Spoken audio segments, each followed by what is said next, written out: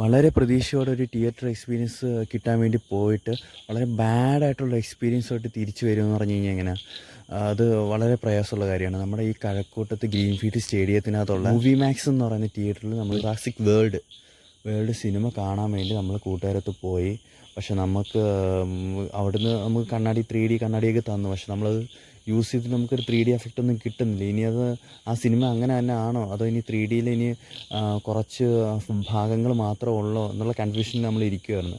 പരസ്പരം അങ്ങോട്ടും ഇങ്ങോട്ടും നോക്കിയിട്ട് പോലും നമുക്ക് ചേഞ്ച് ചെയ്തിട്ട് പോലും ശരിയാവുന്നില്ല. ഇൻ്റർവെൽ ടൈം ആയപ്പോൾ ആണ് നമ്മൾ അവിടെ പോയി കംപ്ലയിൻറ്റ് ചെയ്യുകയും ചെയ്ത്.